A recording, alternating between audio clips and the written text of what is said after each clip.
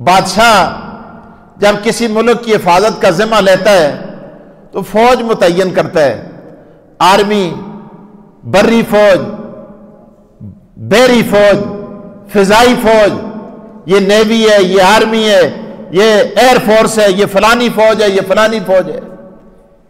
اسی طرح اللہ پاک فرماتے ہیں میں نے قرآن کی حفاظت کا ذمہ لیا، قرآن پاک کے الفاظ کو محفوظ کرنے کے لیے میں نے حافظوں کی فوج بنا دی، قرآن پاک کے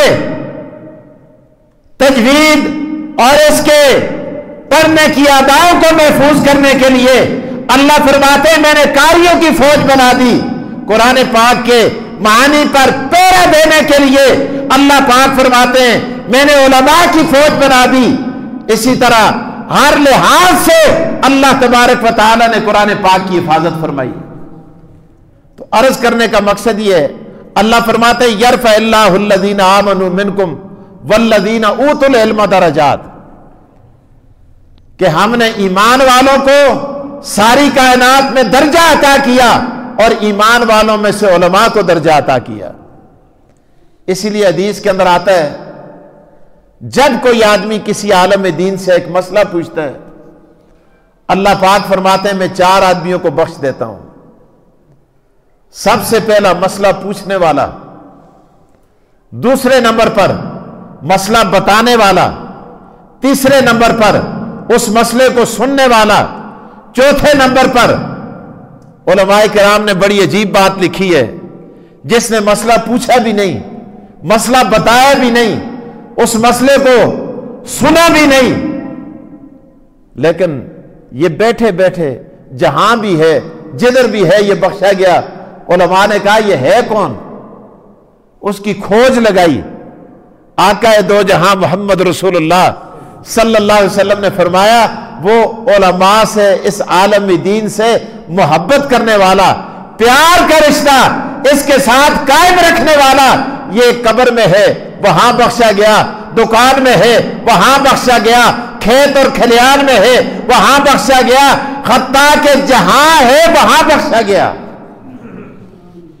آپ اندازہ لگائیں کہ علماء کرام کی صحبت اور ان کے ساتھ نیک ارادے کے ساتھ پیش آنے والے کے لیے اللہ تبارک و تعالی بخشش کا اعلان فرما دیتے ہیں۔ اور پھر جو علماء سے بغض رکھتا ہے اس کے متعلق نبی اکرم صلی اللہ علیہ وسلم کا یہ بھی ارشاد ہے، جب علماء کرام سے بغض رکھا جاتا ہے اللہ تعالیٰ 4 قسم کے عذاب مسلط فرما دیتے ہیں۔ آج دیکھیں چھوٹا بڑا بوڑھا مرد عورت جوان اٹھتے ہیں وہ علماء کرام کو بھونکتے ہیں،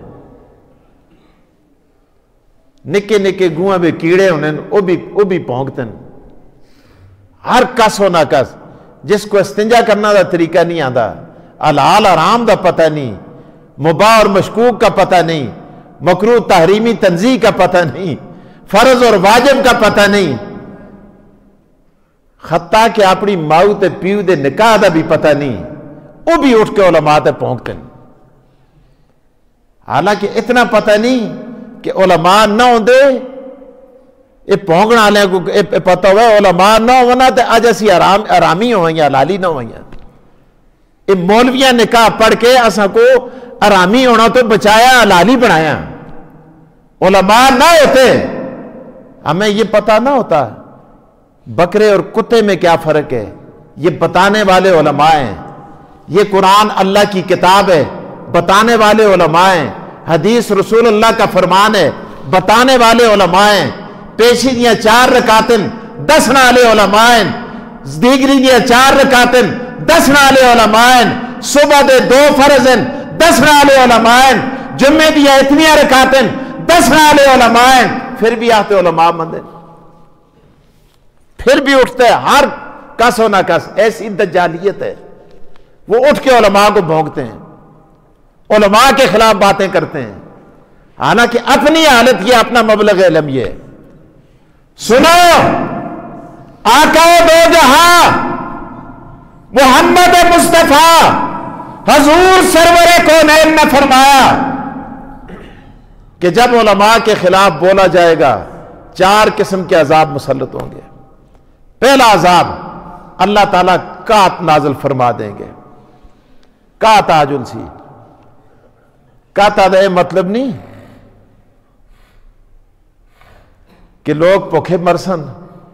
قحط آدھا یہی مطلب ہے اے دیکھو آٹے ہستے لینا لگی دین، چینی ہستے پریشان ہیں، آج لکھپتی ہے وہ بھی پریشان ہے، ککھپتی ہے وہ بھی پریشان ہے، ارب پتی ہے وہ بھی پریشان ہے، جس کا کاروبار ہے وہ بھی پریشان ہے، جس کا کاروبار نہیں وہ بھی پریشان ہے، آئے آئے کر دے، ٹکڑا ٹکڑا کر دے، روٹی روٹی کر دے۔ میرے دوستو اس سے بڑی اور ذلالت اور کیا ہو سکتی ہے؟ یہ حضور نے جو فرمایا وہ سچ ہے۔ حضور نے ارشاد فرمایا جب آپ کی اولادیں، آپ کے نوجوان، آپ کے بچے، آپ کے افراد علماء کے خلاف باتیں کریں گے، ان کی ذہنیت علماء کے خلاف ہو جائے گی، اللہ فرماتے ہیں میں قحط مسلط کر دوں گا۔ دوسرا فرمان، اگر آپ علماء کے خلاف ہوں گے، حضور نے فرمایا دوسرا عذاب، آپ پر ظالم حکمران مسلط ہوں گے۔ آج تسی دیکھتے ہو ایک تو بد کے دعا رامی آندہ ہے، وہ اٹھتے تریہ اس تو بڑا آرامی ہوندہ ہے، وہ اٹھتے چوتھا اس تو بڑا آرامی ہوندہ ہے۔ آج آپ نے حالت دیکھ لی، جنہ لوکاں نواز شریفہ کو امیداں لائی دیا سیاں، وہ بھی ملیا، پچھو زرداری آیا وہ ملیا، بے نظیر آئی وہ ملی، پھر اس تو بعد جناب خان صاحب آئے، تبدیلی کہن کے آئے، انہوں سنتے اے جی ننگی کیتی قوم، اے جی ننگی کیتی، ہون کار پتر پیو دی نہیں مندہ، تی ماؤ دی نہیں مندی۔ آج ایسی بڑے بڑے آختے ہیں نا جی بس ہستی پوچھ تو بستی وسا تو نکلے دن۔ تو انشاءاللہ اے یاد رکھے ہو، انشاءاللہ اے یا اے جا کوئی اور پھر آ گیا تو پھر تسی اگے دیکھو نتیجہ کیا نکلتا ہے۔ کسی نے کہا تھا نا ابتدا عشق ہے روتا ہے کیا، آگے آگے دیکھیے ہوتا ہے کیا۔ یہ نتیجہ علماء کرام کی مخالفت کا، آقا دو جہان نے ارشاد فرمایا تیسرا عذاب، فرمایا جب آپ علماء کی مخالفت کرو گے آپ پر بددیانت قسم کے حکمران مسلط ہوں گے۔ تستے محکمہ مال دا افسر بددیانت ہو سی، پولیس دا بڈیرا بددیانت ہو سی، تستی فوج دا بڈیرا بددیانت ہو سی، تستی عدلیہ دا بڈیرا بددیانت ہو سی، آپ کے محکموں کے جو عمال ہیں، جو حکمران ہیں، جو ذمہ دار ہیں، وہ دیانتدار نہیں ہوں گے، وہ بددیانت ہوں گے۔ حضور نے فرمایا یا رسول اللہ وجہ کیا ہے؟ فرمایا علماء کی مخالفت۔ اللہ اکبر۔ چوتھی بات بڑی خطرناک، فرمایا یہ 4 عذاب تو اللہ پاک 3 عذاب دنیا میں نازل فرمائیں گے، اور آخرت میں کیا ہوگا؟ فرمایا جڑا علماء کو پھونکتے کیا کر دے؟ نہیں پھونکتا تو چلو فرماتا ہے۔ علماء کرام کو جڑا گالیاں دینے یا ہو نا گال فرماتا ہے، گالی فرماتا ہے، فرماتا آخ چھوڑو نا۔ جڑا علماء کو، پیو کو، ماؤ کو، دادی کو، دادے کو، بزرگاں کو مندی گال آخ ہے، اس کو پونکنا آختن۔ اس کو کیا آختن؟ پونکنا آختن، پونکنا۔ جڑا بڑیرے کو چانگ ماندہ ہے نا وہ پونکتا ہوندہ ہے، فرمادا نہیں ہوندہ۔ فرمایا جو علماء کرام کو پونکے گا وہ اللہ کے رسول ارشاد فرماتے ہیں، فرمایا جب اس کو قبر میں رکھا جاتا ہے اس کا چہرہ قبلے سے پھیر دیا جاتا ہے۔ اس تا قبلے نال کے تعلق ہے؟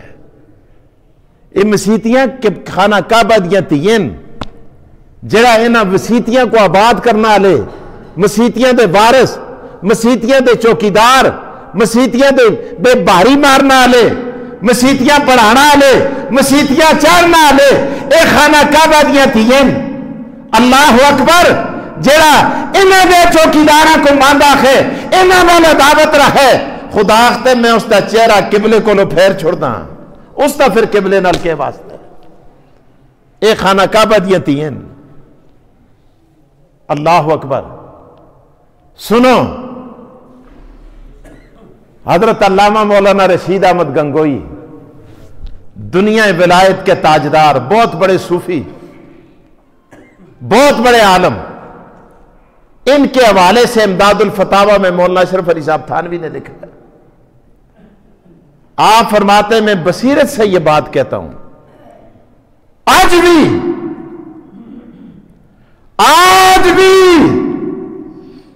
علماء کو بھوکنے والا اگر دفنا دیا جائے، حضرت فرماتے ہیں اس کی قبر اکھیڑ کے دیکھو، سیلاں چاہ کے دیکھو تو ساں دبے ہو سی، دبتے پہلے نوالیا بھی ہو سی، اس کی داڑھی بھی شاید کدے ہوئی تے کنگھی بھی ماری ہو سی، اس کو خوشبو بھی لائی ہو سی، کافور بھی رکھے ہو سی، کفن بھی پائے ہو سی، تے کدے مجھ بڑا مالدار ہویا، مولوی صاحب لمیاں دعائیاں کیتیاں ہو سن، کدے غریب ہویا نکی جی دعا کر کے بچارہ دب چھڑے ہو سی، پر ہے کدے علماء دا گستاخ ہے۔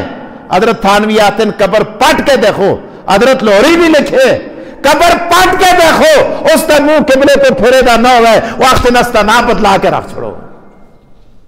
آج بھی تجربہ کر کنو،